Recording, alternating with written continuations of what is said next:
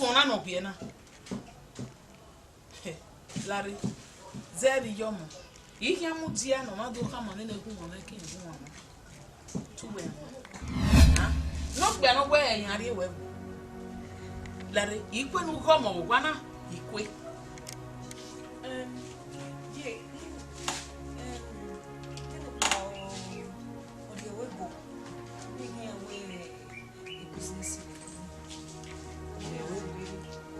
Oh, egun ama ni. Oh, Demi no be ze, negi na bi go gbonu ya gba we ko. Go ze. Yeah, we here pe all bound ye. Give me. One money. Me dey shop. Yeah, now. You know, even if say 1 year 1,000 naira ni me ya de you are going to. Ana metapa. Madaga. Ah? Dijere we gberi ogwane. Dijere we. Ijeme. Oyo bosu dijere. Then what ti gbase na. E ban ye ri go nu ya te ba ko ni de ko ni. Ko re ba mu ya ri nu ko azole. Azole ba. We say ye. Dada.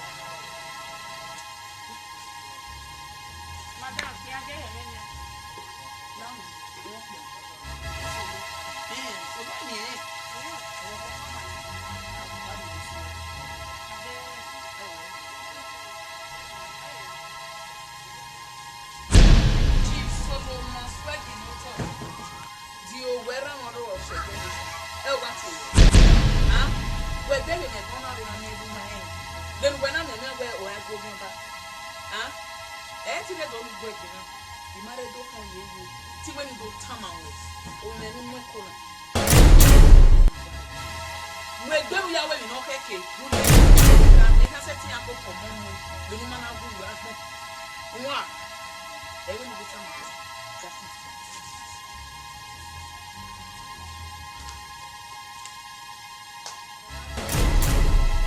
Jaji we wa ya wo ko ko ki be ku we ke mo yin ye ga ido de by man ma ga igbe wo gba pa ma ga je egun me won wo ya mo wa le wo he e ba ni fi aje e ba ni ologun afi akese obo mo pon nga ya mo wa le wo he e ri agele na Chief Solomon swagi no to wa asu ya gi no to se e chief ni e la gwa ma be we lo bo gwa na.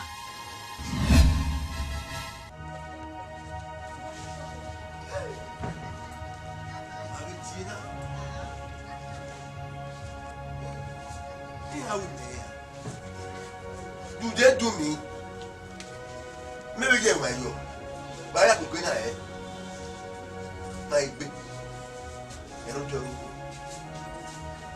Ah, yeah, but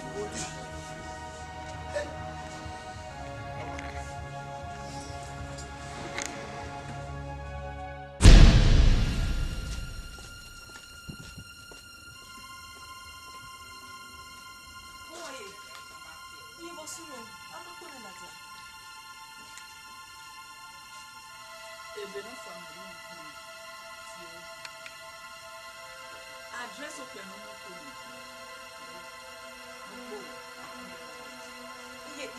You won't understand. Who understand the booking? Oh, to what? Oh, how about me?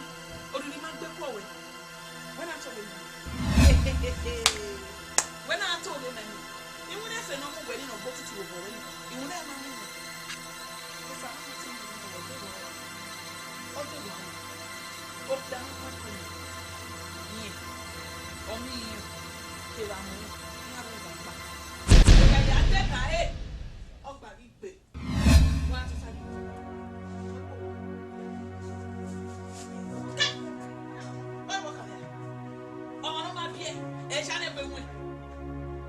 de pele ni fún mi. Mama de mo ye jani go. No. La vie nous ya ba e de ko mu. No. Dans les ouais là bas. Mama vous. Ouais mais de no pio. Aye.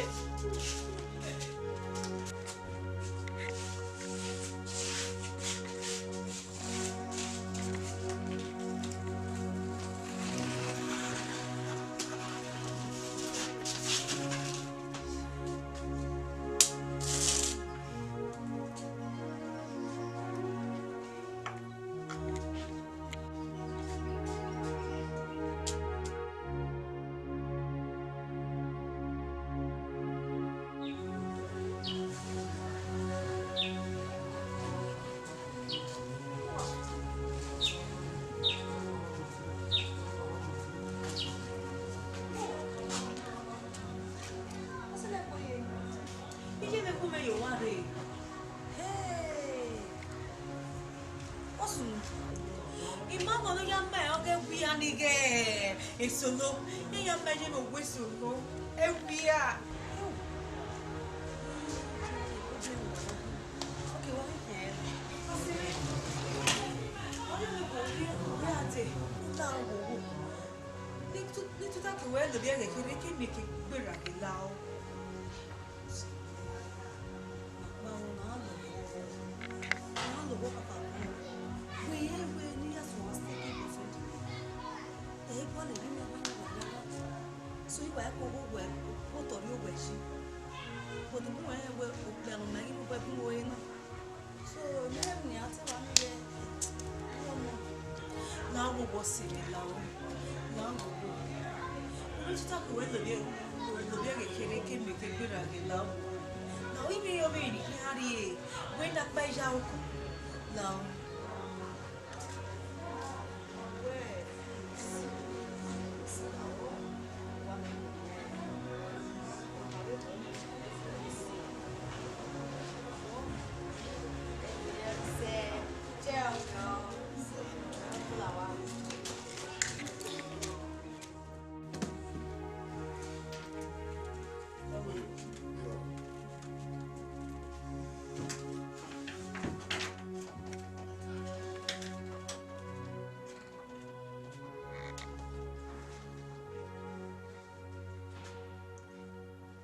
Hello, nosso Samudiano. Okay, ma. Viva ne. Eva. Mami no ya so he. Obo dagbe. Ebi ni dagbe. Eva ma. Wa avionene ona abiye na ogun mo. Okay. Osime. Oyo. La oregui ile iwa da obere yisi. Mami ni muni malage. Wa be mi oni awuwe so la o imo mo boro ni maverio. Muni na wa no. La o yo ni o buana o we pa no mo na e. Doctor, it's just for personal reasons. Iri wa gwalo eji. Ki are here for? Osime.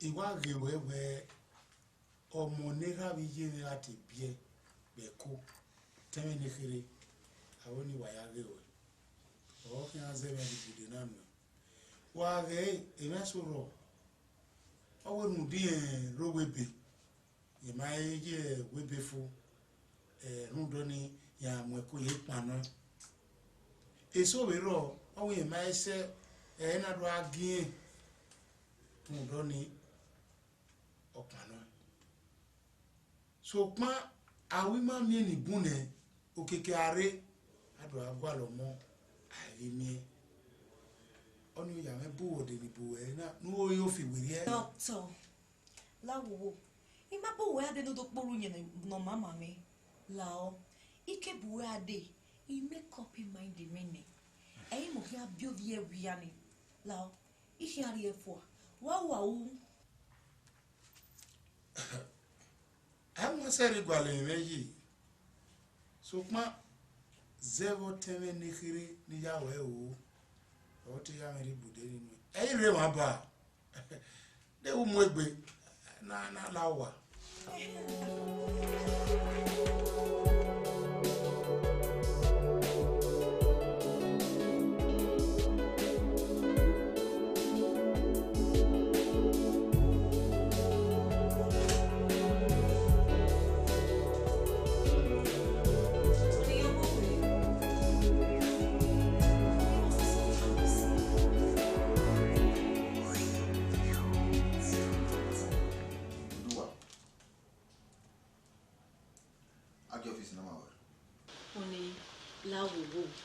Oho, take it easy now.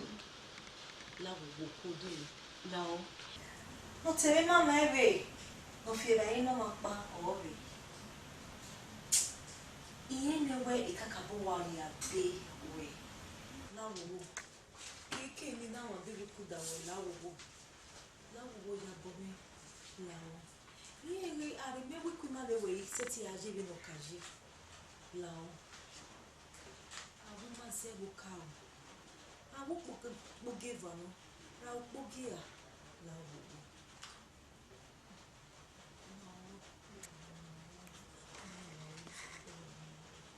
Secretary, large office.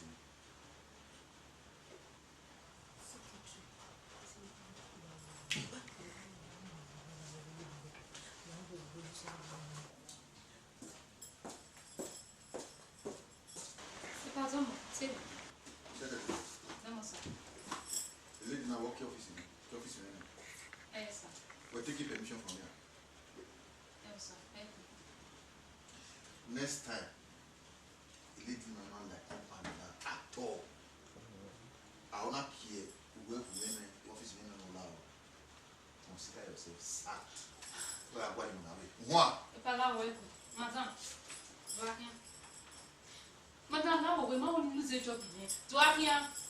Madam, excuse me. Don't touch me like that. Hey, you book on a video. You work here. Madam, anywhere they are women, that will go. Do I can? I can.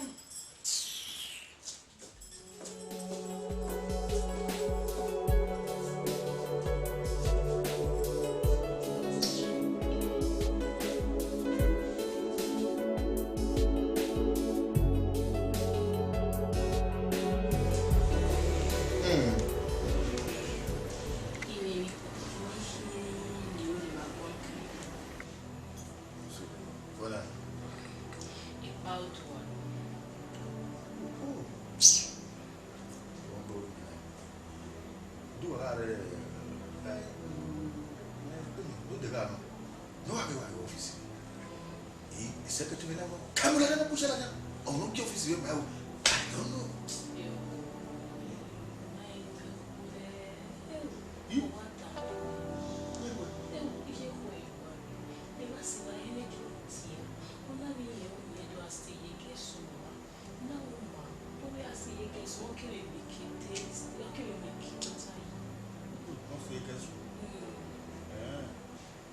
My own permission, not stay guest room. There's no way Oh, guest room. Where? The same roof. Okay, what we're gonna do what? What can we do? Are you sick? What do I answer? What do I do? You are joking. You are so silly. Never say, or say, now, hey, it's a no. We are only here. Good in original dash. I'm going to die. You are very stupid. Mamma, what do I make by? Babe, what do I must leave this minute? What do I want to pack in your power? I'm not in support of it. What do you with that? Only any. You want to go?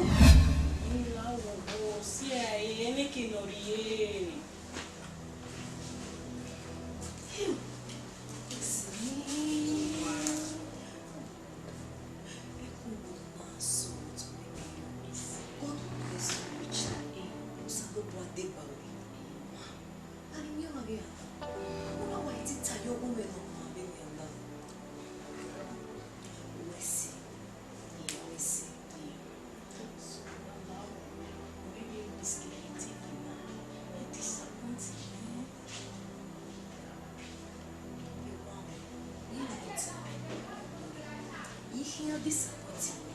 He promising me. Eh? We'll be friends forever. Hello. Hello. Well, what really happened was that the contract was more so you're not going to you know, because of the conditions in Europe. And now we're not trusting you, so so my I have to go sort for money. They go and go so not to go anywhere. I had the contract and I all that. Yeah. So do what you know. Nah, my gang, what am I aware? I know we complain.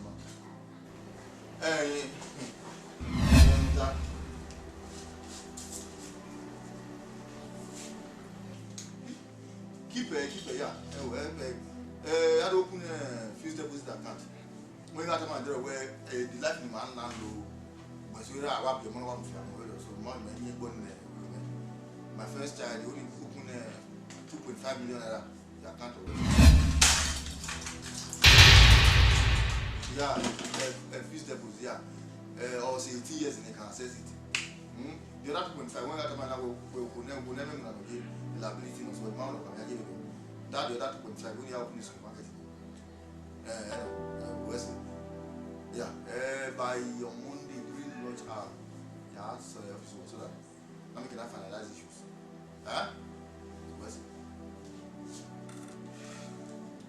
Stella! Stella! Brother!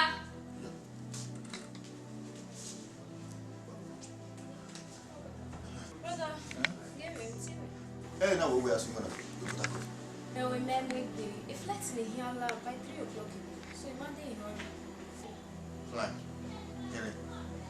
Hey, here loud. So what is I'm good here? Huh?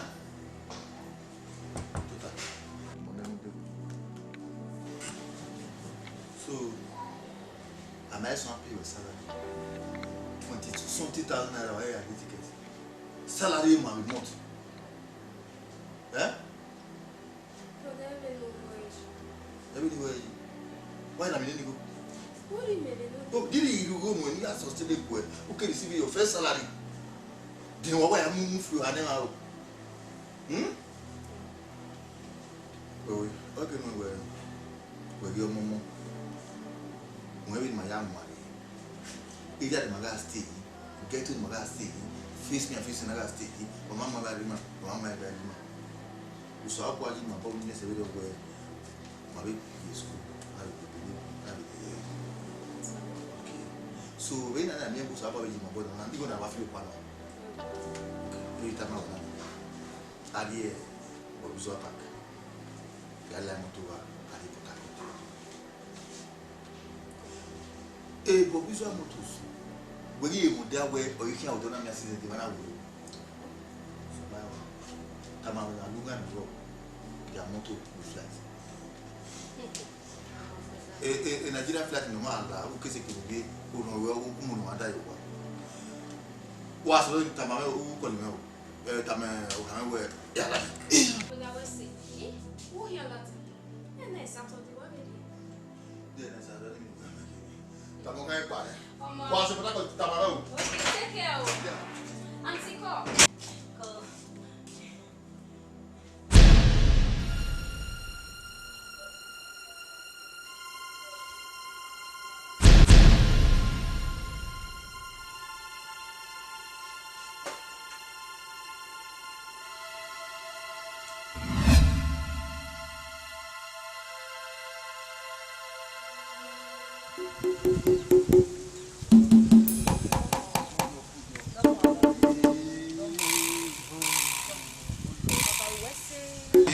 Obeva o domo aba afia maro Mama, zemi no na time. Iga wewe no hai. Mene gidiri hiae. Iga go eyo ino afia maro yeye be ana imi owe okuno ka o le kare nwe u setting lu ewiri ka e ana imi owe o kan we doro lawa una de lawa ni una la ona na afia maro yeye we say baba ni wada re nwe bania una de lu ewiri ka we nuri okun ni lori eyo yo ai ona eri ona ehi Akya bibino. Eriono. Who were Ariana? Wonya. Eh baba. Ah, where she here? Ona yato me we baba. Ijare baba. Erio no. Yare wana no wa. Egun wa ya fe. Imu ya gba. Wese. Iya se ke wa ye. Sokma. Osimege rosi. Jama we did at boy. Iyo baba. What when you dege ese? Baba. Sokma. Igbina pa ni gbina na naso. E mata. Erio ki se no. Emi ya da fo me. Baba la unu bi agbina me baba. O wa ni egun wa ya fe. Imu ya gba. Wese aba. Wese. Domo. Wa tok pe aba. Abero mi me.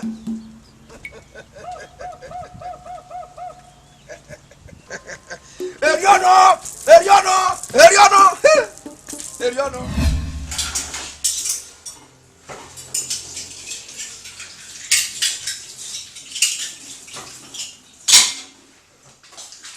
Ih, não vai redinha. Pega o edro na redinha. O ati me na ali do deba we. Oh, sim. E mal o stress where? Ima kama wewe o stress me. O ati me. Na me me wo. Wese. Ya hia polo unyele. Ya hia opon unyele. Ya hia lebe unyele. We wa buko wa se na ene wo. Ya kama da fwe ila ile dible. Ni me gugwe mu adi dare. Oh ma o madam. One wese. Okay. Wese de.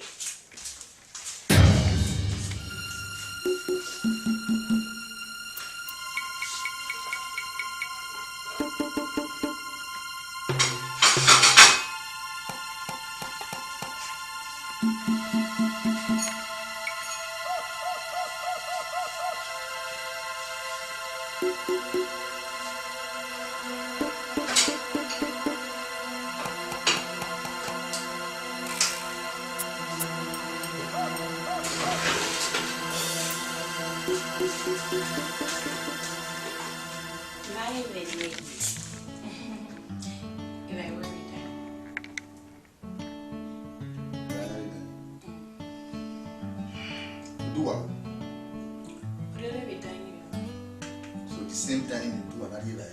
You will be that will make it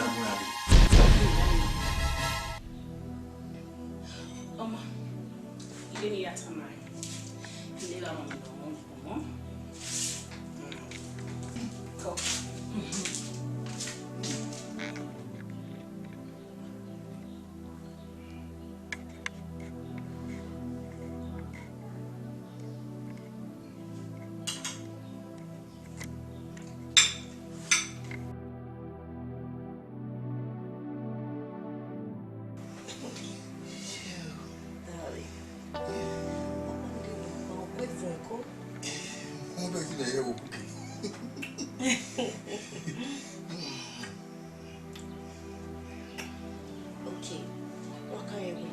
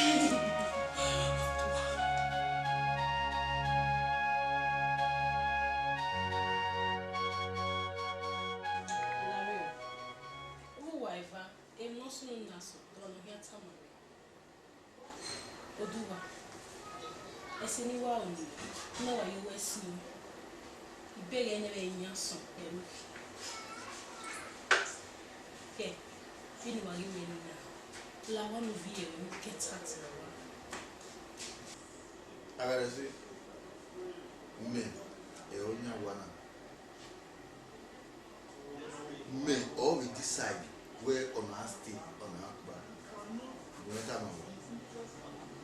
There or one or nowhere or one on your money or mouth you will be to tell you. What is it? Women rights, but I had right among who do one packing in. Well, I am who people want to go in. I see a commander. Then, whatever.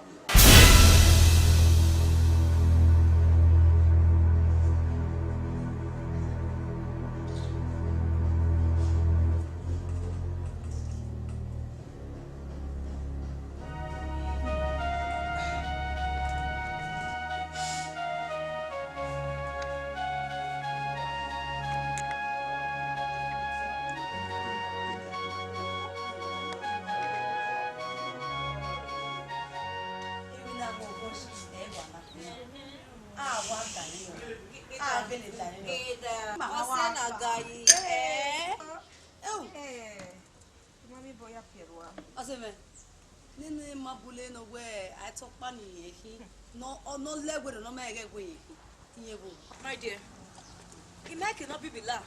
Oh, be careful. What's it walking you? In my mind. I hope where we went from guest room to or gas room. That is where you belong. Hey, where marked by me? Yeah, trust me. No, your personal person. I trust you. I saw you must say Piero. Ah, wow, remember. Odua! Make up with me now. You know what? What could be with you when I'm a matrimonial room? Honey, you may have only car. If you ever like a look at you, one.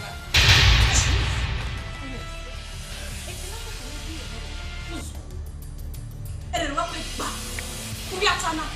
Edua. What did I do? You know where? Finish.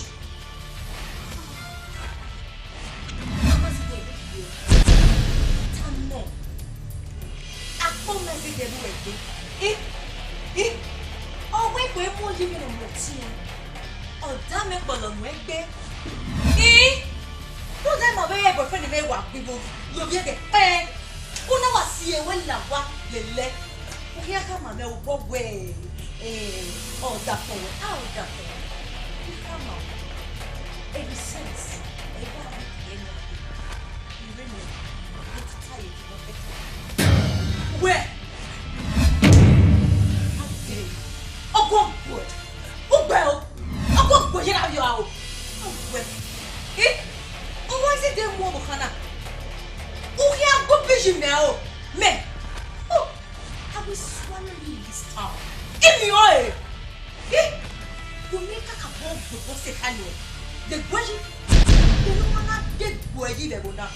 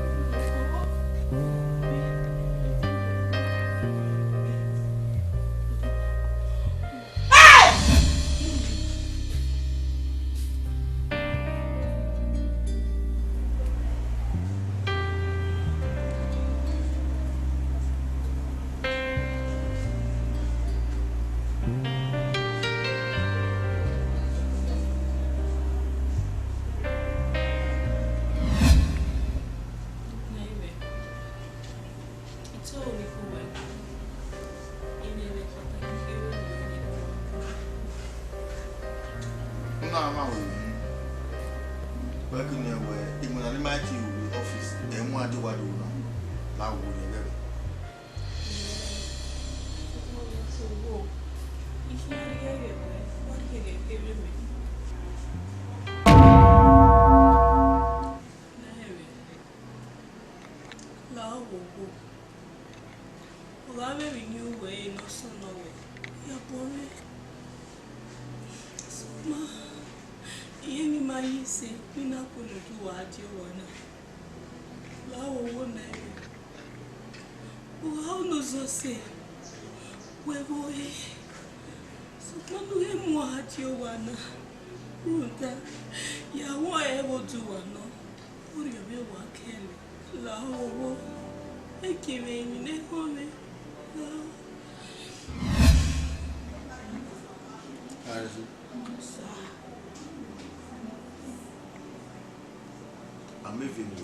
Dame vila na well.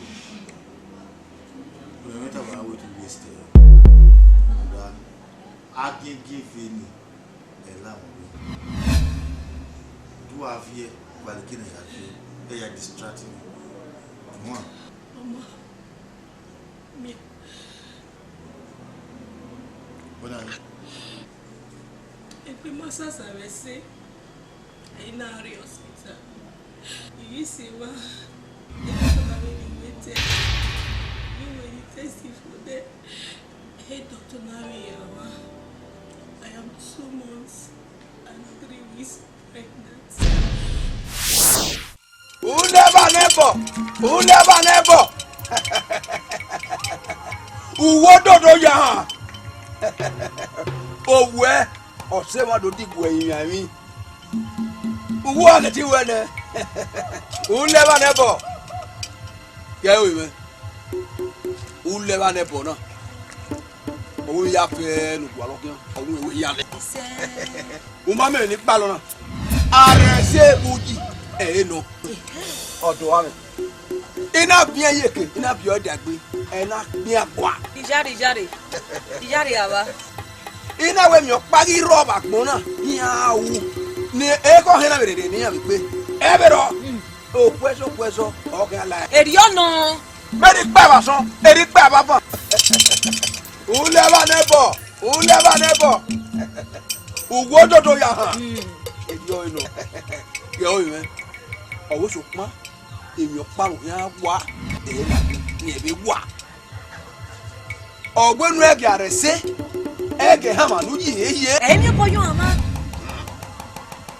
Ogbenu ege arese. Ogbenu ege ha ma nu yi eye. Ogbenu ege arese. Nu ege ha ma nu yi eye. Inu bata. Ogba. Oweru dagwe. Ogba ha ma nu yi. Edro wa bi omo ni soto. Edro kun na wari ase. Le wale ko unu to edo. Owu ege ha ma nu yi o. Nu edo ka wu ma ende pe. Owu je wa ende pe. O se olodo ya ha.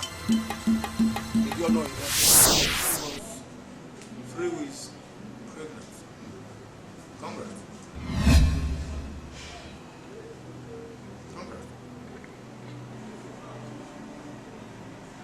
That long.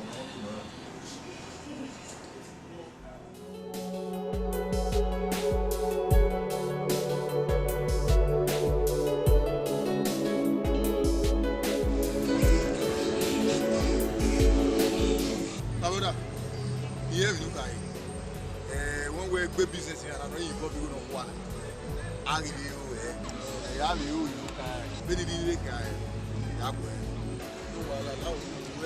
People new venture, no success, you understand? You have a venture in it, but what are you doing where you see enjoy it?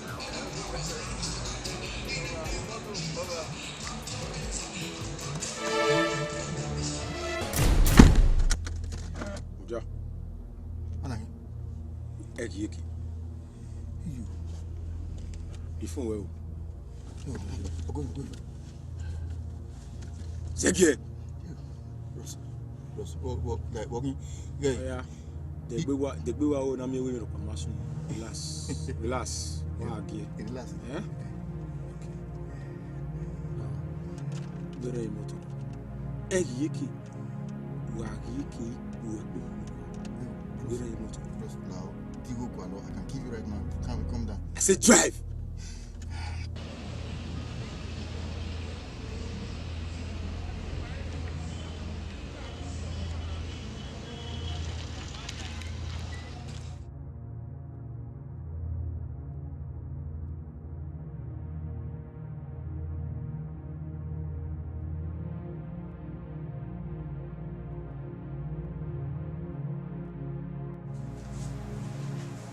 Give me what?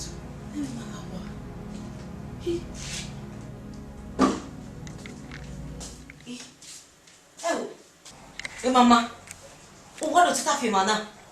Oh, the no remind you one my lawa. No way are they? Oh mana me well okay. I'll get a to also one.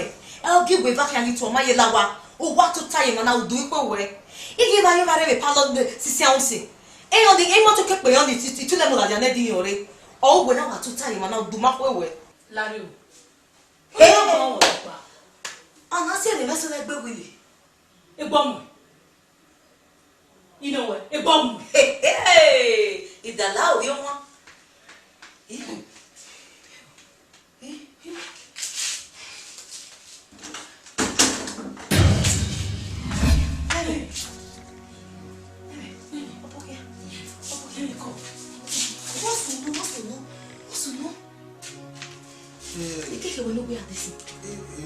Yes, close in your office. I like motor. You know what I want to know. You don't want to see what comes. What if you want to come? Wagwalo, Montama. Is there if you want to is a road? I see bypass or winning motor. You know what I'm doing? We give boys if I want to buy. We won't buy me a piece of me. Eh, Mata. Yeah, me time I will boss soon and not boy. I can get bomb a video. Yeah, Montama, why is the good? I see bypass. You have to the motor. You win your camp. You might be no bad now. Zede, you must see the TV look back. Go. Why, Una? It's something that people are in New York where I need to move every week. Come in with what we hear here, baby. No, so there. You're Saloboa. Oh, where they to a babe. He? Oh, not seeing a lesson like Beverly. Rule down while maybe mess up we are where you miss a period the other day. Yeah, you touch Yagua like I'm making me period. Eh? I want to pray or not be a museum. You got account 5 million account. I can have a word of Beku Yomoru. Eh? Like why do go to Yomoru? He might be a good Otua. Young lady with Lacongue. Eldua. Otua, young lady with no way, Haka. No way, Haka. Oh, it's also to Nassau. Oh, my boy, now. Don't want to have more pay. I don't want to your mother. Otua, what's the kind of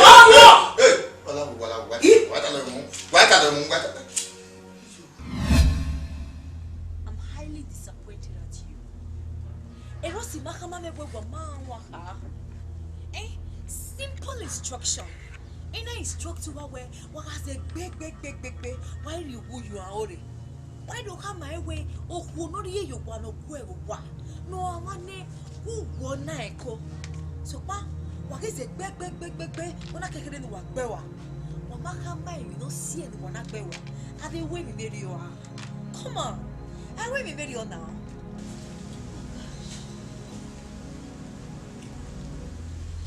Information you want clear say. It's how it will be. You won't be in. We have it. You'll be happy. Plan B. How sure are you? Mama, the rules don't give him a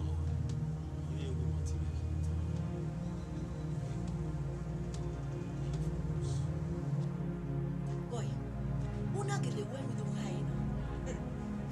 Mo ha ewe o ma pataki. Eko. Wa wo sai. Sai le go go. Mama Udua. Omo tie. Oh, come here.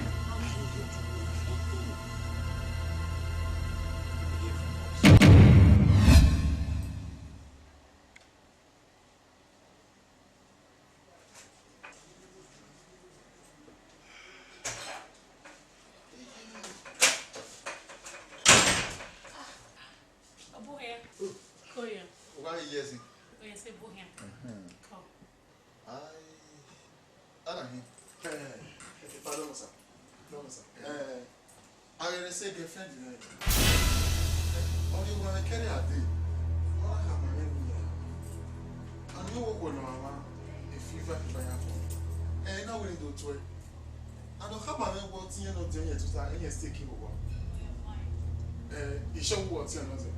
Brother, brother, you're not winning. honey. May we there? Only now, wait a minute. You might there. Oh, we say office where we business partner where he will run. Ain't not what you are. Oh, for another than no total. But I'm here with there. And I go.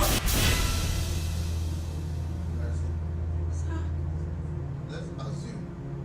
But when I so go help me, not keep me. We are quite away. Una uta. We card before. We number. My city call where on one name. Nin time I want to move phone. Don't total no total. Don't do me a day no do me a day. Let me ask you. Office me na. Oh, I have a business. Oh, what? Ni me vie. Nari la. I have a business. Oh, only no that was away no. See. My brother. All right. Look at what?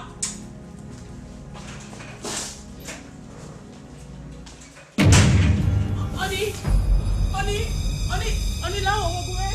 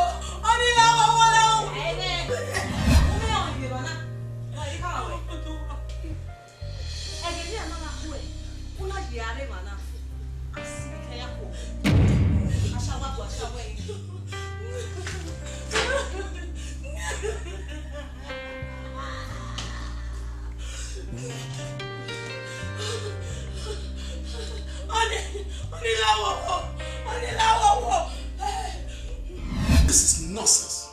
This is wickedness. What will we be able to do? I say, I say, call me where he paid no in no yak, you may balawa. Where you Miami, you know, I condition. Are you this wicked? Everybody come when you are. Or Tama when you are. Okay, Nicky. I don't know. Come in where won't done it our. A problem you're not swimming away. Since the cause of the problem in the house. What I would do one wrong. Leave her out. See her. Or my no see. She's innocent. She's innocent. Hey, very good. We can bar or one peacefully with those two women. I will suggest where we are going to now I see. Mommy not be because of her condition. Because because who done no one, she cannot be there with you. My brother, I will do no such thing anyway. You go make it like a repo. He are more than that prostitute, that harlot. You be there. Harlot prostitute. Who is here?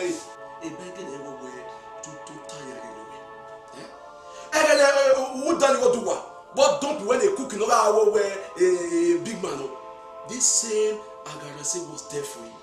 But no matter me won, Agarasi was there for you. Even when Agarasi was there for you.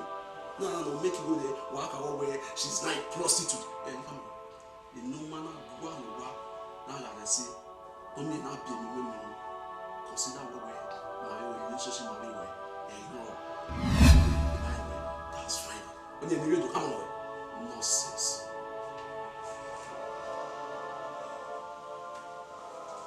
No, I know where to go now. I'm not the one to decide for me. I'm a man of my own. Whatever I say stands. Eriona.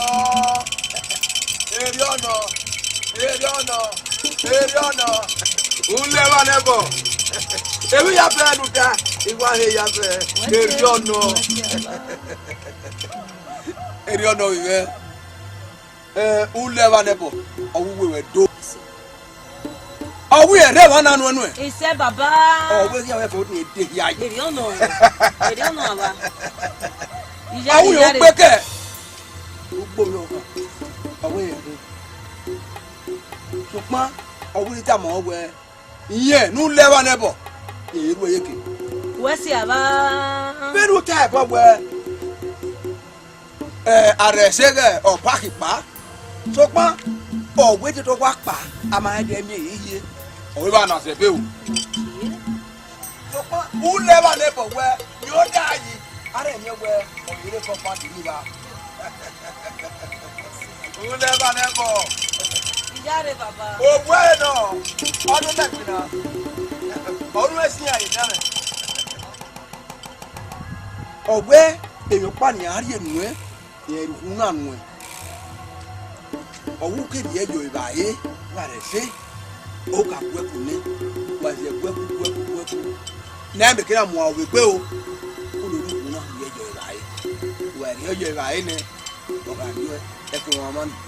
Ẹ̀kọ́ ọ̀gá ṣe pé ìṣàgbẹ̀gbẹ̀ tiẹ̀. Ìrọ̀yà. Yare. Wọ́n pẹ́kẹ̀ òwò tó yà á.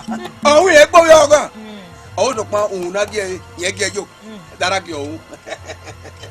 Ẹ lọ yẹ nínú ẹ̀yìn náà. Òbí ọ̀hán àbíkílẹ̀ ọ̀nà àpọ̀lọ̀ wọ́n yé ẹ. Ẹ dọ̀wọ̀ kọ́ mú ẹ. Eriona. Èdè ọ̀hán ajé. Ọ̀wẹ́rù kí ajé gbà rẹ̀ ṣe. Ise o. Eko ya ọsọ onye we Wesira me. Edo kan no owu ye ni lewa nebo owu ho be we ke o ke se wa ohun na mo we nu ohun ifa iha ena we na wa se na Ise baba. Wesi. Bible Wesi. Bible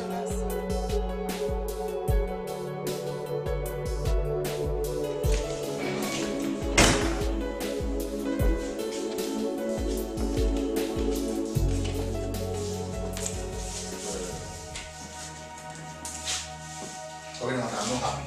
I just want to do it. Wana, I stay up for now. When I'm going to the agent where when you will return the business, so I have to sell it. Luckily for me, I have it. Matter of when, so who stay up? I'll be the one who will be there and go. You understand? So if you know already, while I did is that. Imagine where a dog back, you have a little score. Don't you ever try it? And I don't know what I'm calling. If you are on a ring, it otherwise, then you try it. If you don't qualify, I do not want to do what you see where two of us are seeing. And that is my love. Not destroy my hope. Anyway, let me show you this now.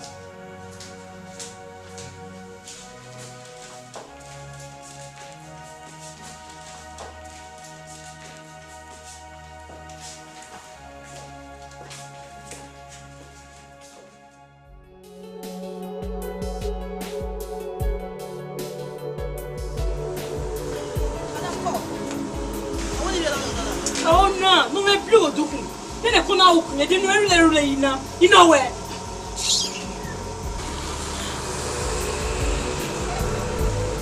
Madame the blue yeri ene.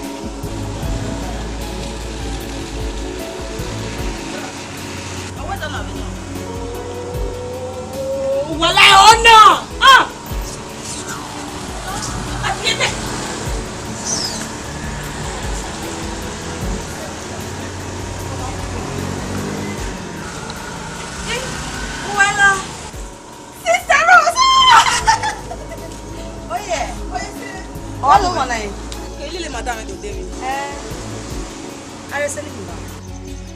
Well, I worry. You free na be mother. E go go lo. Ko lo ya ke sa lo me. Ma ni no ba we me. Ni ke na do we ti wa. Na ro so wa mu me. E be yo. Wa me ni ya ye no. Baila. No, mother me ti we ma. Ku ti we ma. Ku te ke ya ti we. Ai ko te ke.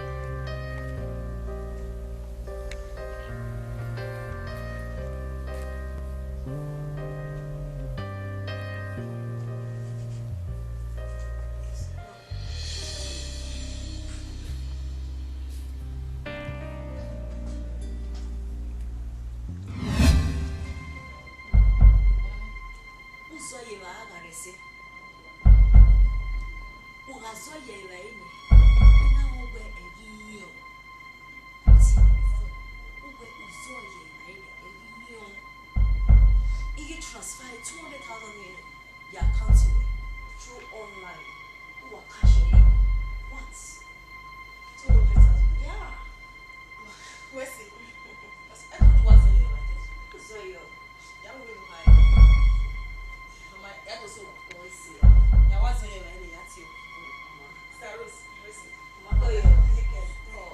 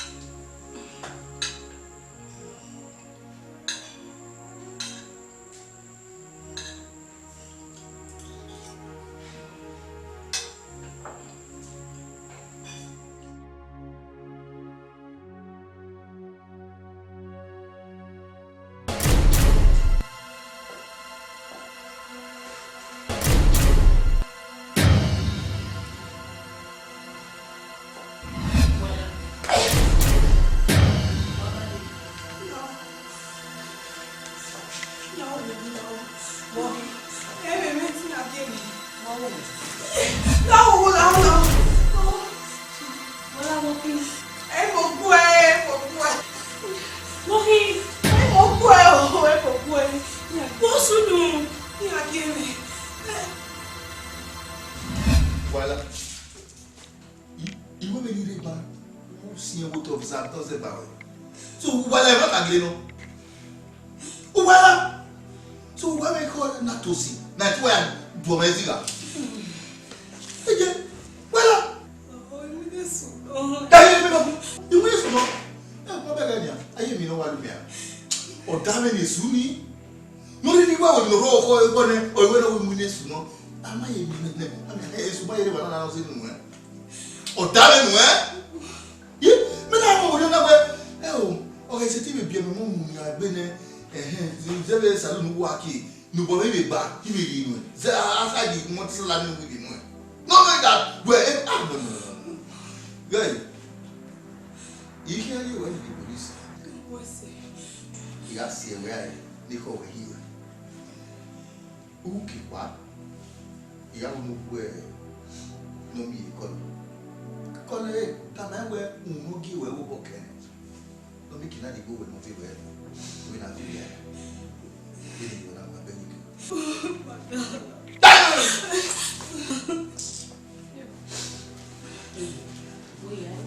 Hello.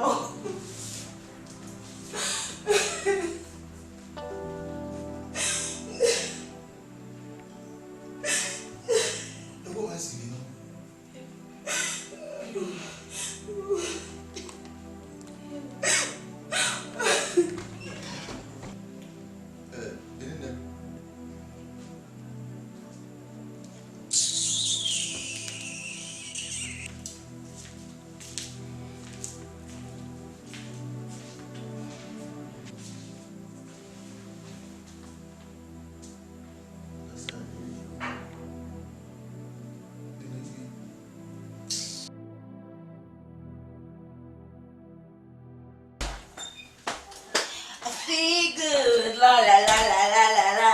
I know the right word, ooh, so good, talk on today. I got you, baby. Woo, we make a lot of it. Ooh, hey.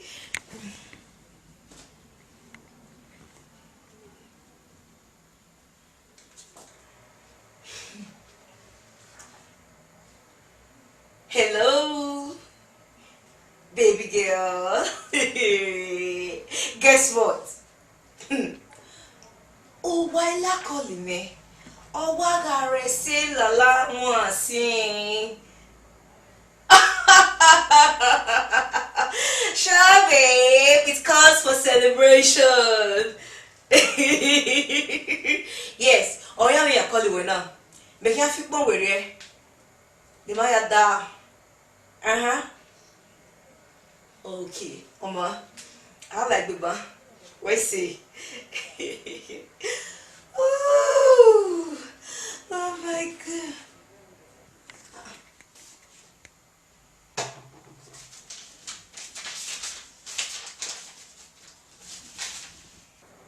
Oduwa. Ejira pàdé ni where ìwọ̀n ẹ̀yà dànù màkẹ́ni àdé ní máa ẹ̀rọ. Ara rẹ̀ sí nítorí gbé òkú lẹ́kùn ìwé ìta máa wẹ̀ ní ẹ̀wẹ̀ ọmọ wú. Igbó kéré ní gbogbo ẹ̀ wọ́n náà yà á mú tó kó wá. Bí ní ìwẹ̀ ipá ló wá. Ìwé ìta máa yọ ẹ̀ rí inú yàrá ìgbẹ́ pàpàrà rí. Àwọn ìgbére mọ́ná pa.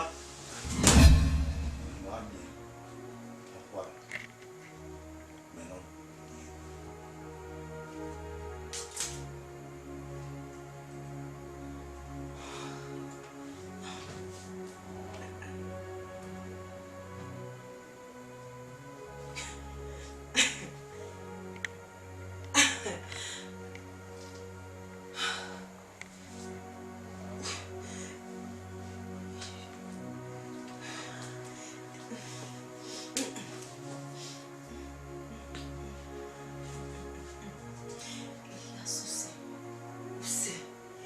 Eriagbonye. Yasus. I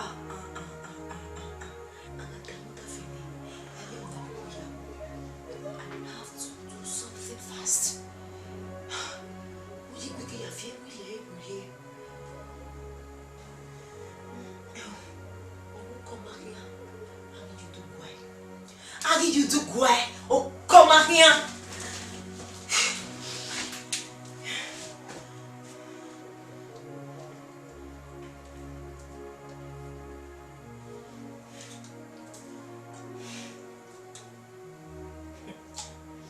Hello?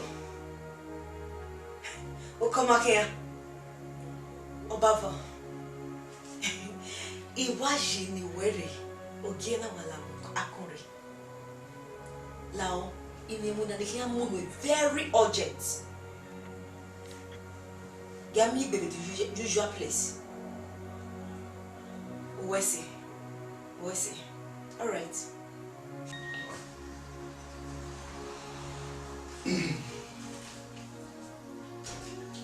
Edu. Mary, what are you? I'm not there. Why I like having? I'm very sad with what you like. What do you mean? Yeah. So my motto when married with the over and check. I want to know about Jack. If you knew that, I can't more share a mechanical show. Or the lawyer, sit here when the king. Yeah, I gave you a 80 with Bama, a seat packer, then a good car. It's stressing me. Who can be the mechanic now? My daughter was sure. Can I tell no care here? I don't know how I have it. If you don't get it, these people understand they can fight for you.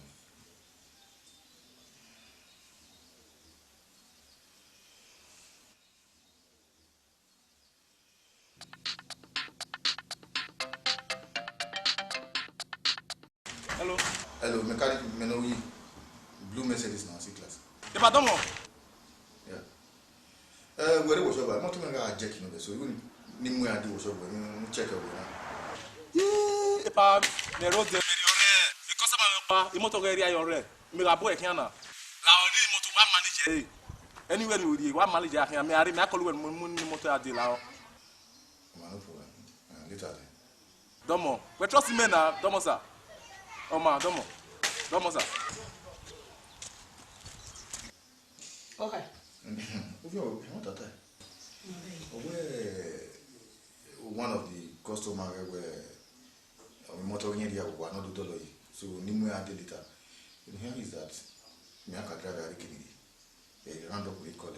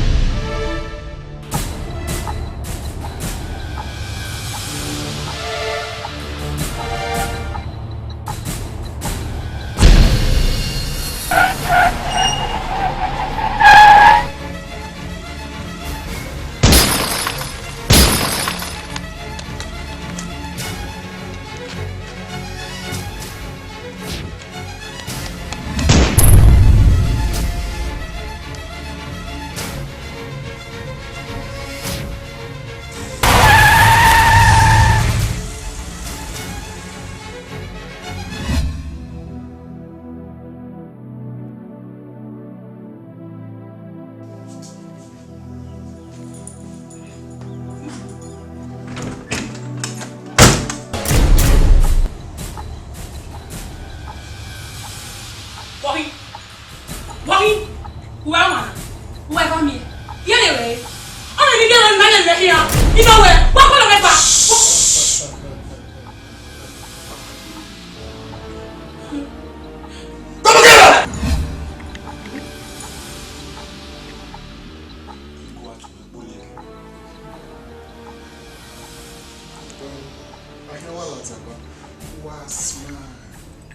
Smile for uncle.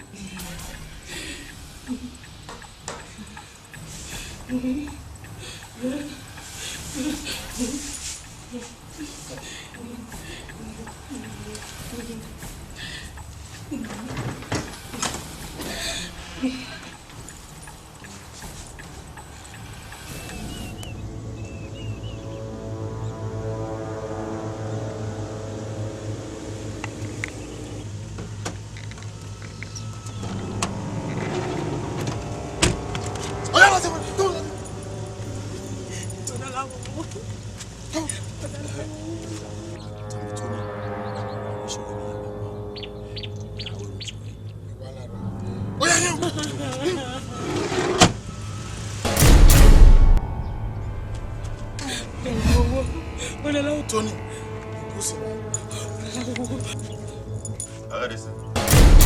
Tony. Tony, what's your name? Oh, Eriagbonye. Where are you? What's your possible Kaka noise? We cosmet me. What's the Kaka money? Oh, I bet.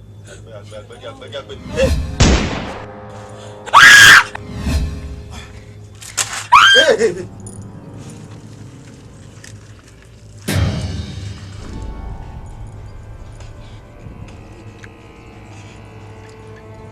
Mama no busi mi odo. Yo mu we Benin ma te pa da fo. No anu una na. Magboni ne be no we. Yeah,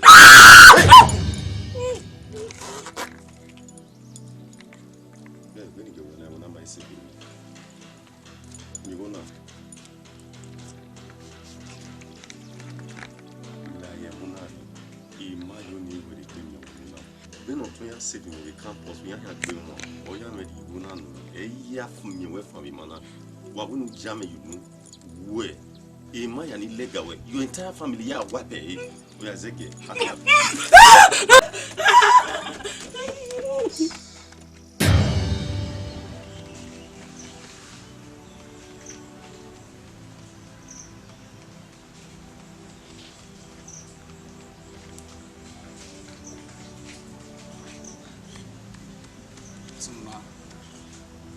This is Emma calling.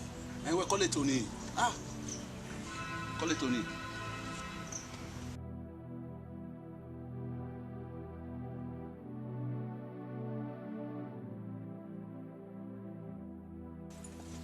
Hello? Hello? Tony, how far? Why ye? This is Emma phone. What's on now? Ezezizae. All the knockity now, when in the all the 1 million in money, Masia. Now, Emma, what's on? You will not make him. Ah, some men, you talk. A big bear, why not be no war? Oh, I'm married. Oh, I'm married. This is our lady. Oma, where am I get to? Okay. Medina. What was it? Oh, what is that? Can't was so funny again. You know, if I got my house is a mabone. We need billion. If I, but I'm always saying, yes, a wow. Okay. How am I get?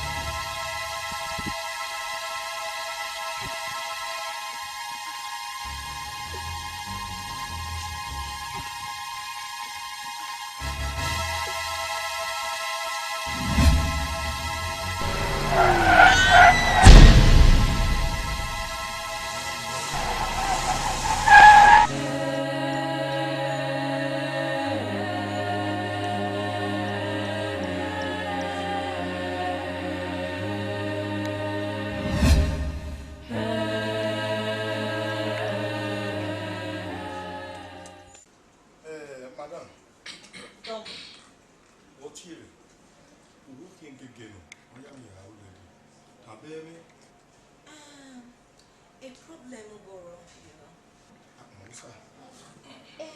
Akpomosa loba where you in yoga woman. I'm more so familiar. Miss Jim so rest. If it peace.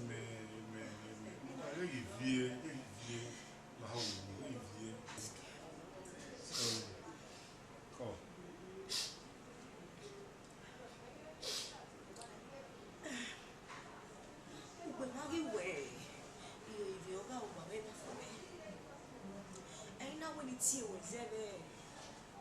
You go younger. How want me to go? On a coming away. Then became in a sumo. Where me tea away. Well, oh, you know, Owe. Zerame. Ni mwe vojon. Ni eriye jowa. We. Ohun akohun ya fefe. Ni eme magbon me yeme. We mori naya. Ota sebiri owe. Ebiye ya fefe we wogwe. Oze meti we omogwe. Me na ya vio eme. Eyi one. Ohu. Only know we not here while we been in my grave with the chamber. I'm not here Benin. And what I know where we go high where cook money, or we went over. Exactly. Zimbabwe. Okay, Zimbabwe. Ni eretin yaga, awe reseti mi.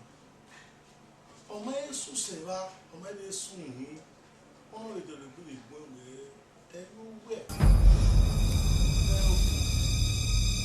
Bí makade de tie èyàn no nya yebe na tie ewi. E we makade tie ma. O ti o no hu. Ne fere stela. O ke ki no me ko èyàn na tie ewe. Impossible. Esi amesunu. Eriagbonye. Esi amesunu. Obi amimi. Dede na bestelai. Esi amesunu. Lawyer. Wait. Okay, son. Yes. Lawo. Wewe eniya na yo ro pano mo evo. Mo le gui. Lawyer. Wewe. Èmi ro para kula. Megi ago. Ma fu gba. O de wala na. O ma be ro. E ni matana. Lawo. Ben wa to tai mana. E na ro si me. O wa ko bedroom. Awala o ba me. Very Any came in already a gualo wagona. Ivari. I will be not to Sana. There will be poor. Everything. Oguna. Me ko wa nemo ko wa we. Me fi no zo. O ko me ni tama ma sister. Senior advocate of Nigeria. Ni ke mu ni wala no fi mo fi ko ko yi de na. Ni ke le no bugbe o no ba ke ni o. A ko na. Je pa. Akia! No agbe tai ba bo kia bo.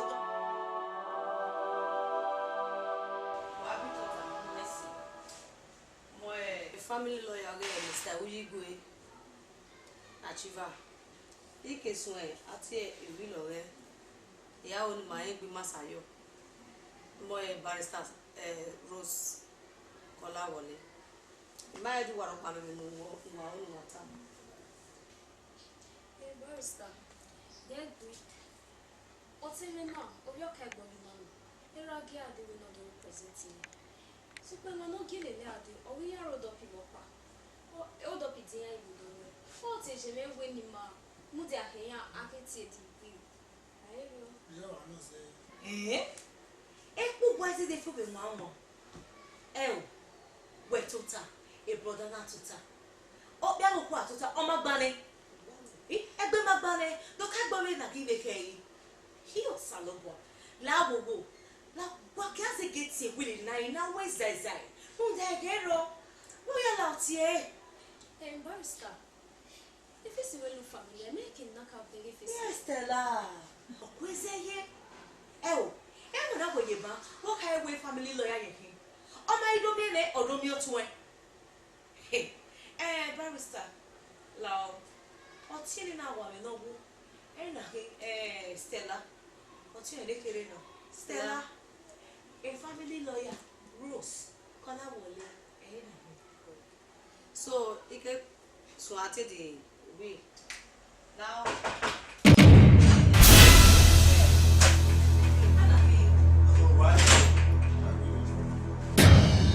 Inspector Dr. Samuel. It's a good one. You're under arrest. You're not to be arrested. Why you are your family lawyer. Mene, how? You already know what's happening. We are on our tier. Orukusa. Namaya. AKA. Come on here.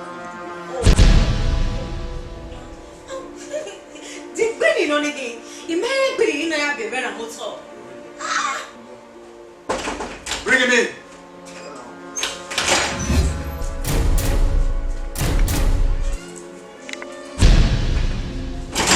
Wow.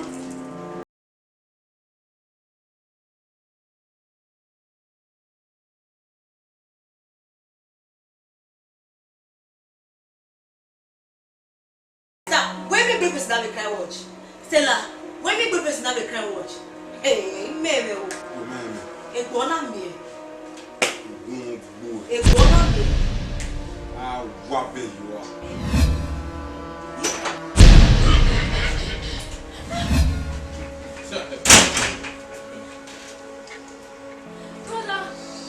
Brother Ragbo.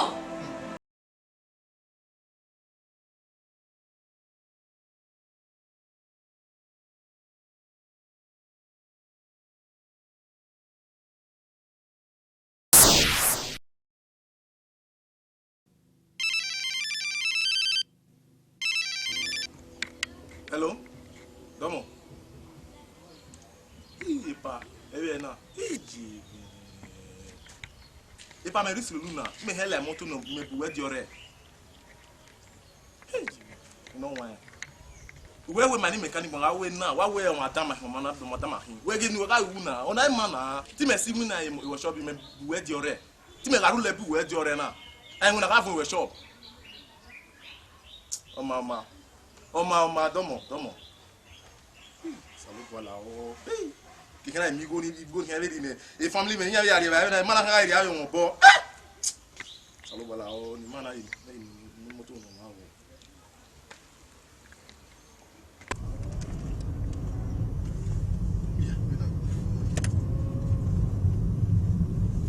Hello? Domo. Mechanic. No wala o egbi domo. O man me te booking e customer te booking e. Booking ye ore we na la o. When I be me re. Kini weje me abu we ade kini weje. O man I did. Make not drive and making I'm not here. Papa why change me am we reason. Because no problem. Okay me look be workshop me. Me ni we la kan la dia. We are can we fi moto ade me am me wo there.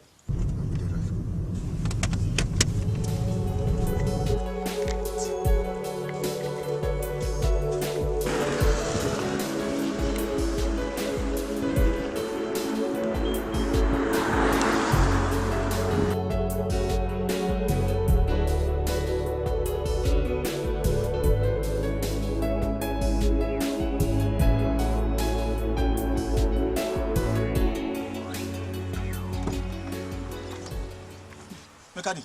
What up, sir? What I be me re. Wala o egbi now. Me ati buwe ade. O wa call me because of me no. O we moto yen ria. O we yen ro re me na te me te bu yen kian.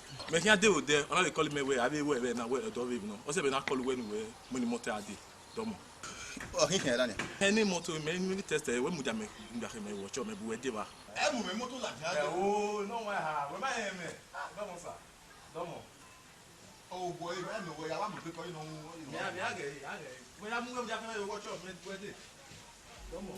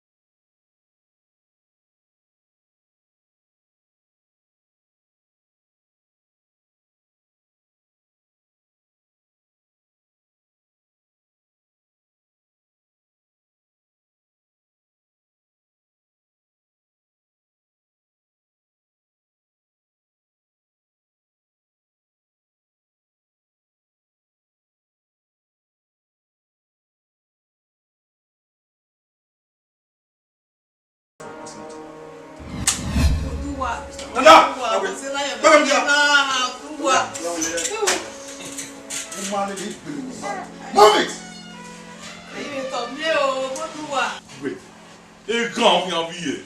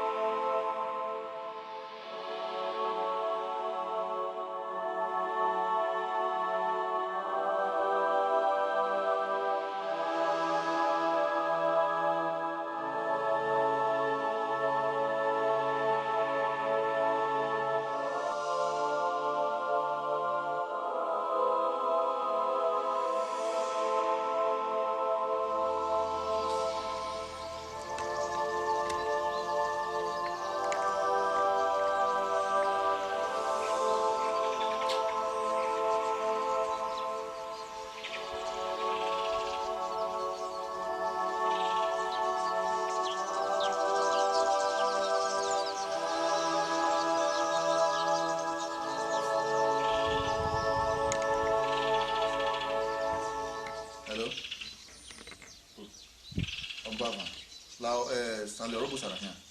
Donc, on avait deux newspapers. Yeah. Là, on est mort. On met au cas, il y a une table.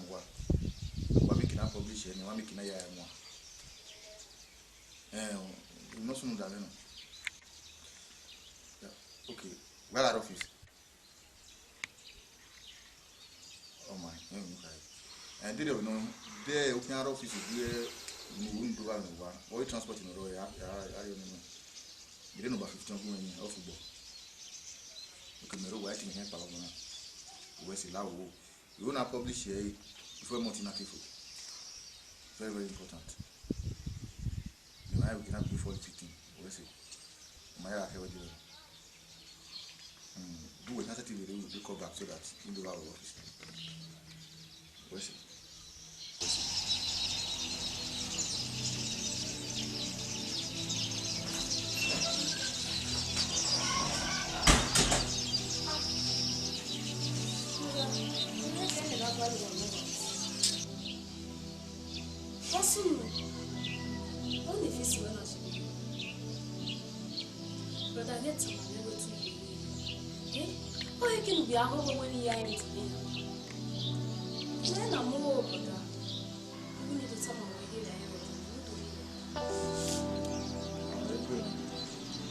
Brother, only my way to where you. Wait, 1 week break and take it single now or expire then. When the hair see where, brother, when the face where as you want, I may understand where. Yeah, no what out where to you, let me hear you see where you're not very important here. Brother.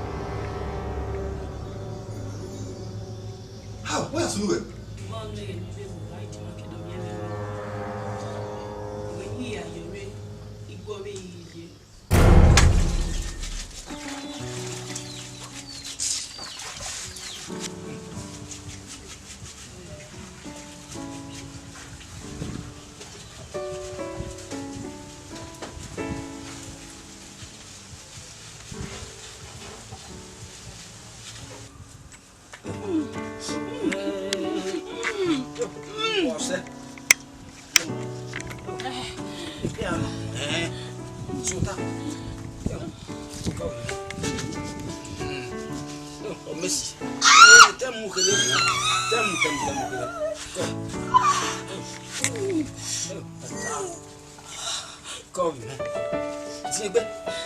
Zigbe, come, Zigbe.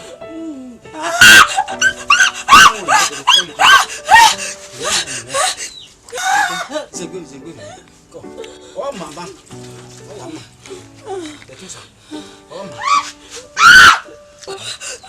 Baba. Come, Zigbe, come. As you been so when you come, Baba, come,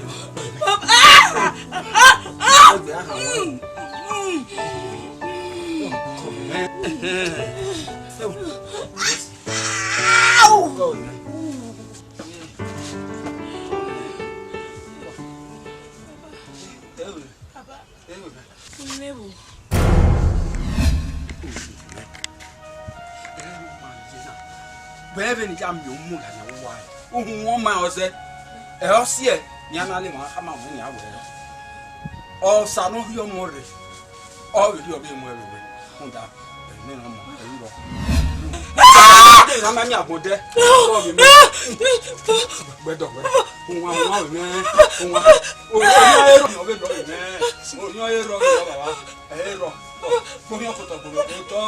Call me, man. But I don't hear you, man. Oh, you love it. Come on, man. Call me, man. Move on.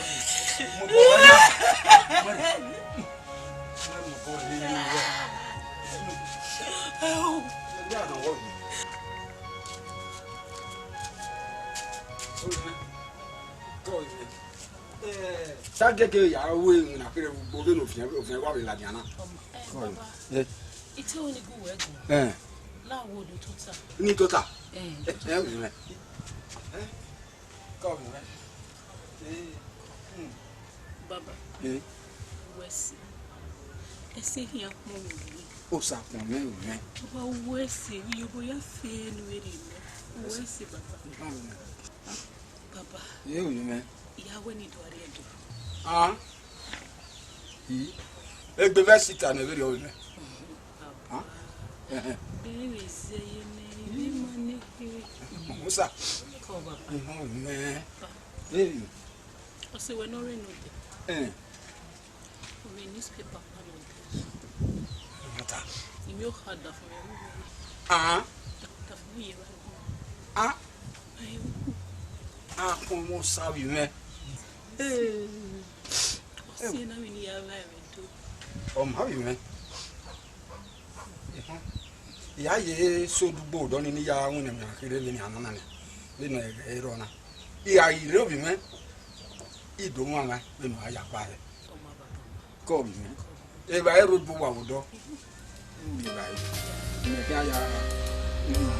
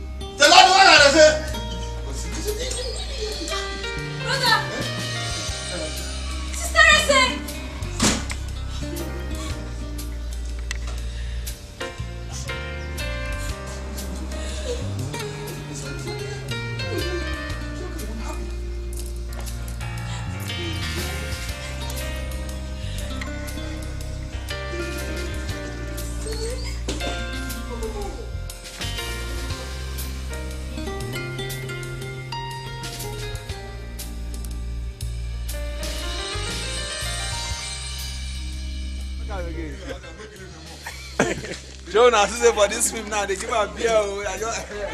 We're not drinking. I get up and keep coming. You didn't drink my drink. What's it?